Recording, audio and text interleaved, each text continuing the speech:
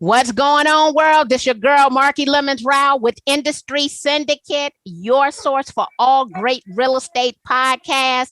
And I'm going to tell you, this morning I got pretty freaking excited when I did my research on my speaker because, baby, he has come to preach to the choir today. I got excited because it said, get motivated sellers.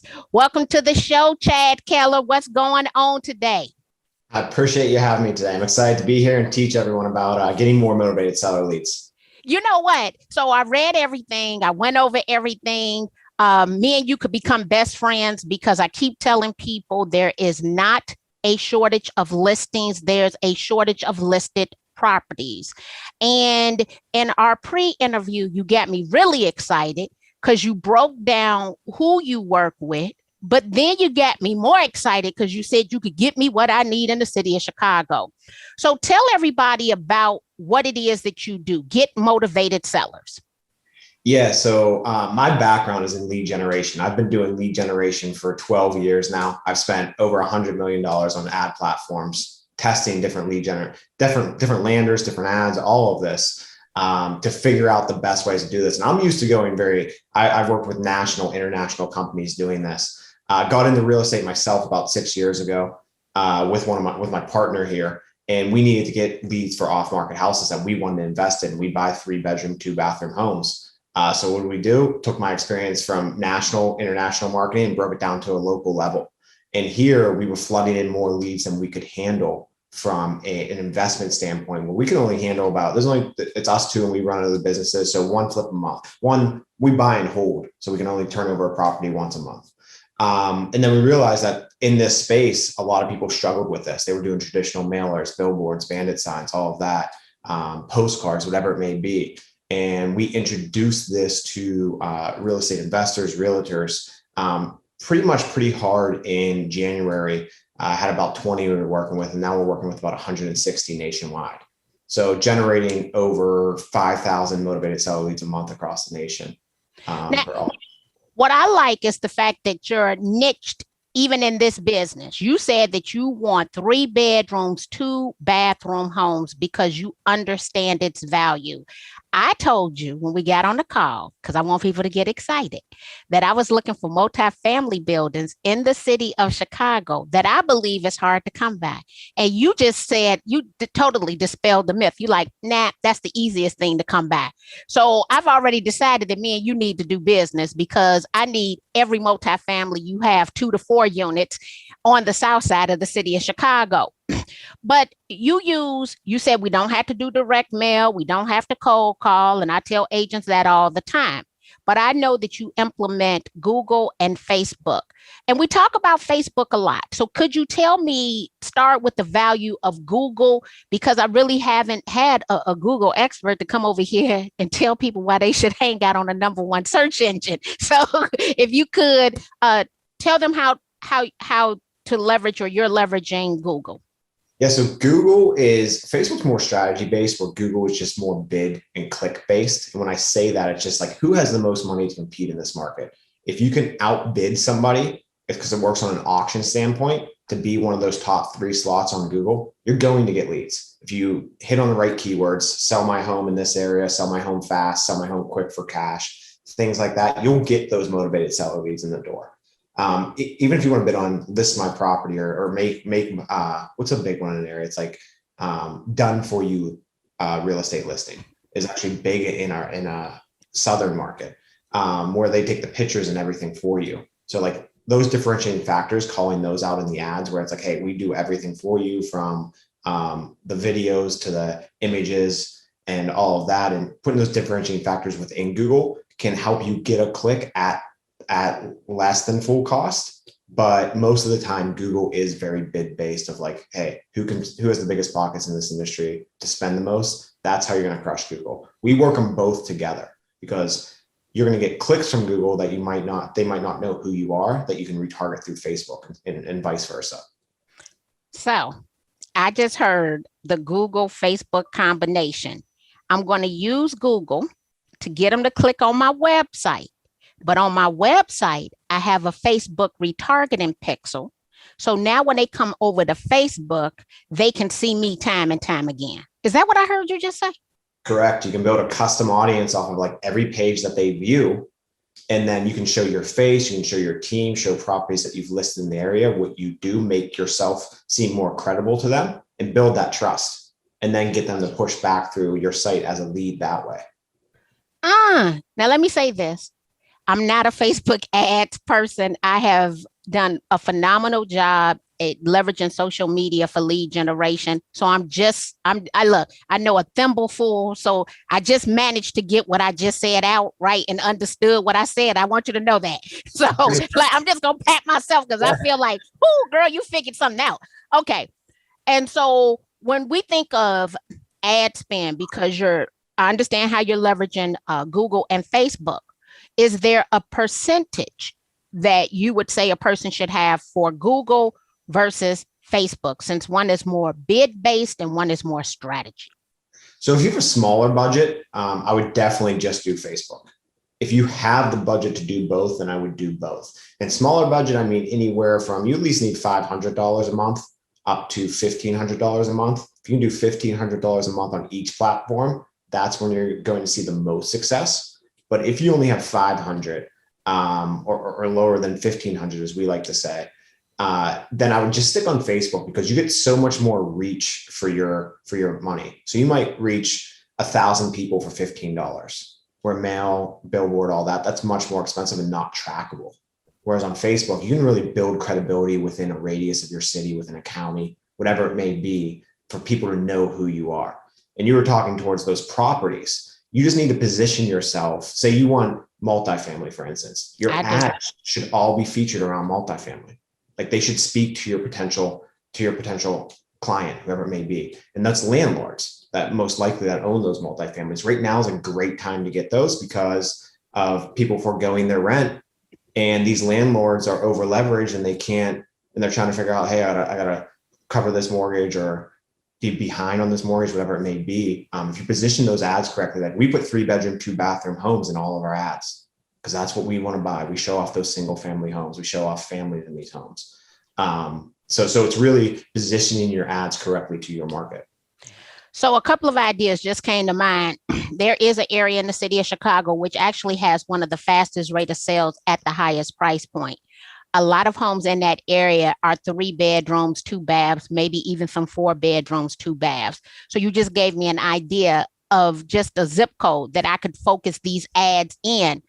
But coming back, I'm loving the idea that not only are you niched, all of the marketing, because oftentimes in the world of real estate, I'm seeing people, they're all over the place. They think that they should service every single person. But as we well know, there is riches in niches, right? And as niche you could go, the better off you're going to be financially in the long run. But with the multifamily, some of the language I'm hearing, you said over leveraged, right? But I'm also thinking about the fact that the moratorium was just lifted last week, right? Where now they got to start paying rent, right? And so now would be that time, because every real estate investor, most of them like to keep their credit intact.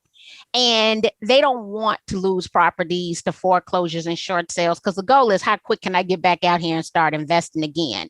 So I'm hearing all sorts of language around avoiding foreclosure, preserving your credit in these ads, and then the imagery that you said, because you're using family in those 3 bedrooms, 2 baths. So because I think that realtors tend to not want to expend a lot of money, with this $500, if they came over to Facebook, what should they do? So for $500, I would definitely put together some ads that are, as we said, like super targeted to that demographic that you want to hit. Is it family homes? Is it single units? Is it whatever it might be, multifamily? Those ads on Facebook, if they speak to who you want them to speak to, you might not get the most reach for your money, but you're going to get the right clicks. You're going to get the right people looking at your ads. So basically, somebody that, if you have multifamily in your ads, not everyone's going to click that's in the realtor interest group or the behavior group, whatever it may be. But the person that does resonate with, they are going to click it. And then Facebook's going to see the data behind that person and start showing it to people like that person. So that's why it's super important to go niche on these. Whereas if you go broader, you're getting everyone left and right clicking on maybe people that you would never tend to or want as a client versus, hey, like we know that our cost per click might be a little bit higher here, or it might be, we might not get as many clicks, but we're getting the right clicks, which is giving Facebook the right data to learn from, because it's all AI based. The more clicks, the more leads you get, the more it learns and the more it picks up. So with $500, I would definitely go, you can go in services like Fiverr or Upwork and get some good ads designed. And you can get ads designed for $100 on there. If you don't have the resources to go hire an agency like us or whoever it may be, where our minimum to work with us is about $3,000 a month. But you can go on there, get some images created. There's so many different YouTube videos and even Udemy courses on how to run Facebook ads that the knowledge is out there for free. If you have the time to actually dive into it and learn it, install those pixels on your website. It's actually not that hard. It sounds complex from a snippet of code to do this, but there's videos that do this, do this, do this. Use a Carrot website. I don't know if you're familiar with Carrot websites, but they're done for you real estate websites for $60 a month. So it's just carrot.com. Say it again. Carrot, carrot.com. We have a great relationship with them. And their sites convert so well. It's literally like you go there, you have a logo, you have your location, your phone number, you plug it in, you pick the template you want, and your site's done for you. And it's a completely built out website for you. So first of all, I've never heard of it. So I just got really excited. You told me that realtors can have a done for you website where they could generate these leads to that are high converting, called Carrot, for $60 a month. Correct. Yes. So I just had a whole new epiphany, right? I need a Carrot site for the multi-listing properties that I want to run the Facebook ad to, because as a speaker, I don't necessarily believe it would fit well on my speaker's website and all the other products. And like I have books and I have Marky's merch and all this other stuff, right? Carrot, Carrot. I want to know who's heard of Carrot before, because I'm feeling kind of old today and I usually feel young and vibrant. Okay, I stopped you. You said Carrot and you have a good relationship with them. You dropped Fiverr on them if they wanted to go and get the ad. So what I'm here, first of all, let's allocate a budget. Let's think not just 1 month. I'm thinking, I tell people all the time, look long-term and divide that by the calendar year. So we got $500 a month. We got a Carrot website. And then we are going to go over for $100 to Fiverr. We got the marketing ad. We got the website. We're going to spend the money. So basically I got 60 and then 100. So I'm at $660, right? What should one anticipate? Like if I'm spending $500 a month consistently, and let me say this, I know I got to have the right language, the right images. What does that return, and I don't even know if you can predict that, might look like? So it really varies from market to market to market. Here in Pittsburgh, we pay about $65 a lead. Again, people in Florida paying anywhere from 50 to 75. Phoenix is 90 to 120. LA, you're like 200 plus. Salt Lake City, you're 400 or 500 plus, a very competitive market. So it really varies per market. And especially on these platforms, as we talked about it, the more clicks, the more awareness you get, the more leads you get, the more it learns. So everything you're starting off is very fresh. And you might go through the first month with just $500 and not get a lead. And you're going to be super scared and you're like, oh, is this making sense for me? I don't know. But you need to look at things like the impressions that you're getting, how many people you're messaging, how many people are commenting, liking, and things like that, because you're starting to build that credibility and awareness. When somebody needs an agent, they might share your post to them or share it to a friend or family member that just saved your post, where they're going to come back to you. We have deals that come in we had a deal that came in September and closed in January for us. So you really have to give this 3, 4, 5, 6 months to see the true potential of it with a budget that small. Whereas if you have a bigger budget, you can really dive into this and see the true impact in about 2 or 3 months. It's just with a smaller budget, you got to look at it from like, hey, I'm getting my name out there. I'm letting people know I'm in the area, who I am. Focus more on that first. If you don't have the budget, leads aren't just going to pour in because the budget's not there to fully compete in the lead auction. But if you're in a and especially if you're in a small local area, everyone will know who you are for $500 a month. We have a lot of people that maybe their local market is like, we have somebody in it's like a small little city in Missouri, and it's only 200,000 people, and they just blanket the market with them, and they are the person in that market that everyone goes to because they just live in people's news feeds and Instagram feeds, and it pays off. But once the system starts learning, then we can do a lot of things with that retargeting pick. So we can do lookalike audience to get more people that look like them and put our ads in front of them. And so what is probably one of the biggest myths you think that people in real estate have about Facebook ads, if there's one? In general, that doesn't work because they're not seeing leads come in. But there's a lot of people that see a Facebook ad, they go Google you and try to figure out who you are, learn more about you, get credibility, click on Google, and they call the site directly. And then people will say, well, that wasn't Facebook, because they didn't submit a lead through Facebook or anything. And the carrot will tell you like where that lead comes from and everything. And we're like, okay, but how do you think they found your number? And like, we track things like this through very complex systems on our side that we're able to track that whole path of that user journey, that you just know the impact. I just take it from like a very simple example of like, I've done e-commerce marketing, selling products online. When you turn somebody's spend up to $100,000 a month on Facebook, their Amazon sales randomly pick up $40,000, $50,000 in sales. When you turn that spend back down, their Amazon sales die down. That's because somebody's seeing that product, going on Amazon, seeing if they can get it quick, and then getting it quicker than you can get it to them on their site, and they trust Amazon. So here's what's funny about that, because I have Amazon merch, Amazon influencer, Amazon live KDP, right? And I'm looking at how those things pop up, and I instantly come over to Amazon. Amazon has not one, but probably 3 of my credit cards. And I love using my Discover card, right? Because then all of my points come over to Amazon. So I'm able to shop off of Amazon. And so I'm loving that correlation to Amazon, because I've tried so many things to increase my Amazon sales because I have so many things over there.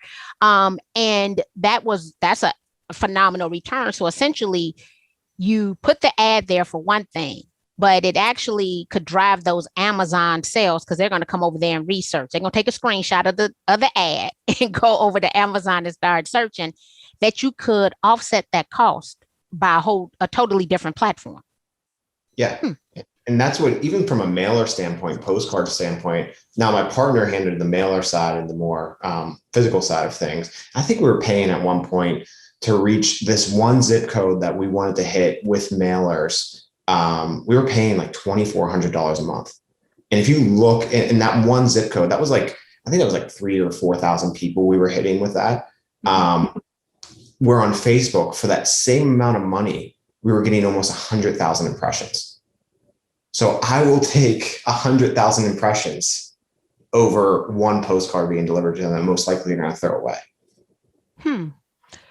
So one thing that I've been encouraging realtors to do is that if they're going to do a direct mail campaign, they definitely need to do a Facebook ad directly over. And the idea for me is the fact that once they look at that postcard, likelihood is they're going to discard it. It's going to be in a landfill, but they've seen the image. So now I need them to see that image, 10, 11 more times. The way to do it is through the Facebook ad. Now, to me, instantly they thinking to themselves, I know I threw that postcard away. They start looking up at the sky. Is this person following me? And then they make a mistake and they interact with the ad. And it's kind of like I start thinking to myself, I got them. But what I realized maybe about 2 weeks ago is that if you put that QR code reader, right, on your postcards, and we add Bitly, now we know every time somebody scans a card. But if we had that retargeting pixel, right, even through them just scanning the postcard, we can get them yet another way. And I'm honestly, it's something new to learn every single day. So we take our $500, we're going to get our Carrot website. I'm reiterating this stuff because I got excited about how I'm going to get these multifamilies. I know exactly where I want to focus and exactly what I want to do. So I'm regurgitating this because I need to understand the path. So when you look at this, we've talked about images, myths, it doesn't work. What has been your most successful campaign? So our most successful campaign, we've had a lot of, so I can even talk towards, do you want to say on a digital side or a mail? I've A/B test mail. I've A/B test digital. So I know the difference in like the impact in mail and the impact in digital. Let's stay on the digital side because Okay. I'm a digital girl. So and not the most, but just the successful, because sometimes it's hard to gauge. It could be successful in one area, but not necessarily all areas. So what if you could break down what was success to you with a digital campaign? So for us, I can talk about us and then I can talk about a client success as well. Okay. For us personally, we want those 3 bedrooms, 2 bath in one neighborhood. Like I said, we like to buy distressed properties in this neighborhood. For us, if we can get a property for anywhere from 70 to 100,000, we can put about 20 to 30 into it and it'll assess over 200. And we buy and hold all these and we have a portfolio of them. And that's what we always try to go after. So, and we've realized that from a distress situation, this is what we see. Like the last house we bought off of was a hoarder. The house before that, I hate to say it, but there was a death in the family, and the guy's dad lived. The guy lived 2 hours away from where his dad lived, and the property was there. Before that, it was another hoarder. So what do we do in the ads? We show off pictures of hoarder houses. We show off pictures of houses that are broken down and beat up a little bit that people can't pay to repair to fix. So that's what we show off in our ads, and doing it that way really changed the game for us versus just showing off a normal house. Like, hey, what is our ideal buyer? Actually, these hoarder houses that can't be listed on the market because they don't want to clean them out. We will come in, buy the property as is, clean it out, and save a ton of money. So you know what? I sold my mother-in-law's house on Facebook. She was a hoarder. I went over there the day that the people came to clean the property out and took pictures of the dumpsters in front and then bringing the stuff out, right? So I did that at first. And then about an hour later, I went back and took a picture of how the progress was going. That's when my phone started ringing because people, hey, Marky, what's the sell of the house, right? I made a premium off of the clean out. So let's say the house was coming to the market at 50,000. Let's say the clean out was 2,500. I was able to sell it for more because I had cleaned it out. Because a lot of people can't even envision cleaning it out, or they just want the clean shell, right?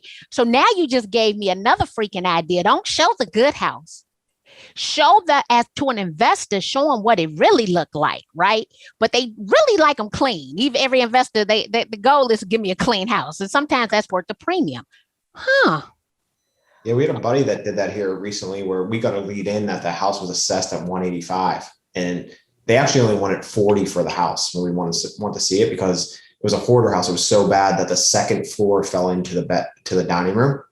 And it was too big of a house for me and Brian to take on. We had another project at the time. We have a buddy that does wholesaling here in that area. He took the house, it cost him like $25,000 to clear out that house. But then he ended up selling it to an investor for like 120. So just that $25,000 investment ended up making him about 60. Now you're making me think about a business I never thought about. What is the value of a clean out? So we know what we're paying for it, but there's some people who are able to flip the properties at a higher price point just because of the clean out. And I know it's a totally different feeling because it's a clean slate.